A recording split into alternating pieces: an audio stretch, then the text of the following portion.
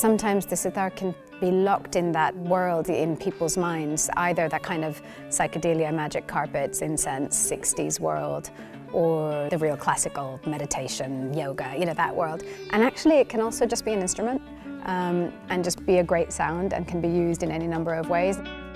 That was one of the things I was really curious about. I was like, how could I take away the exotica from this instrument and just demystify it a little bit? Traces of you linger like a teardrop.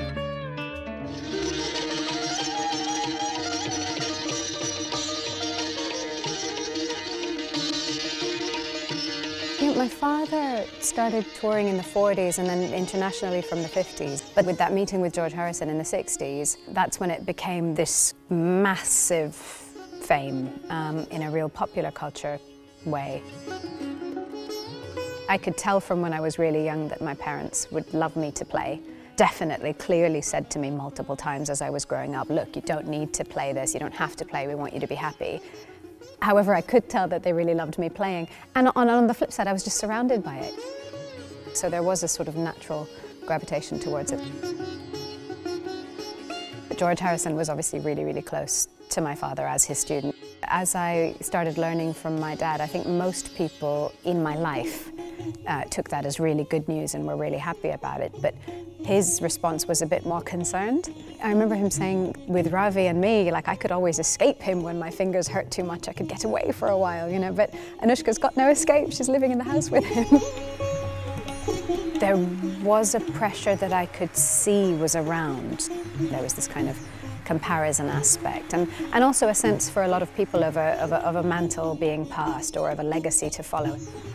Growing up, I just sort of worked really, really hard throughout my life to take all of that with a pinch of salt and try and stay focused on the fact that if I was going to play this instrument, it was ultimately because it fulfilled me and because I loved it.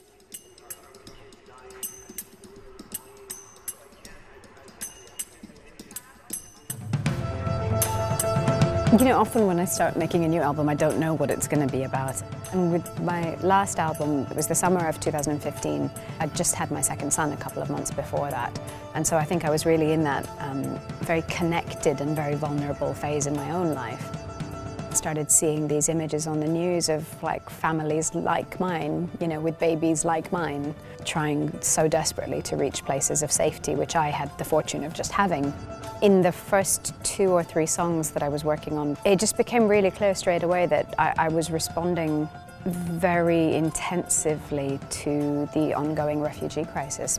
So I think the act of sometimes sitting down and responding emotionally to music, it might not have a really direct, immediate, measurable result, but it's my hope that it has some kind of an impact on the way people go forward from there.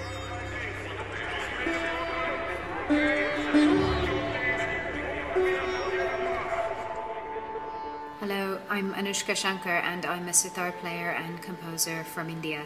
Up until the point of that horrible gang rape in Delhi in December 2012, I'd never spoken about having been abused myself.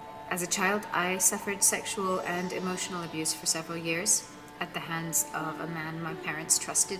And I did it quite impulsively. I just stuck my iPhone like against a window and made the video. I wasn't prepared for the level of how viral it went.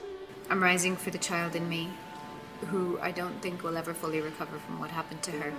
And so having done it, I then found it really difficult because suddenly the phone was ringing off the hook and everyone wanted to talk about my story or find out more about it. And I hadn't really put in a lot of thought into how to keep myself ready for what that was going to be like. Unequivocally, you know, this whole phase with metoo and with people sharing is having its impact in India as well. You know, it's very much present. It's part of the discussion. In the mix of the overall situation being horrific, there are definitely elements that give me hope. Tell them all you want.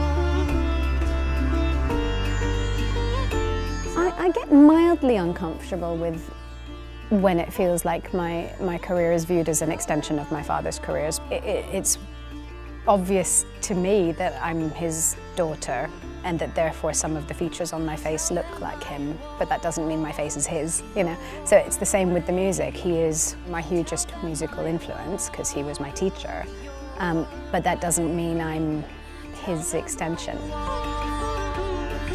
When I do get frustrated, just come back to doing my work and just let that speak for itself. Tell them I won't, tell them I won't.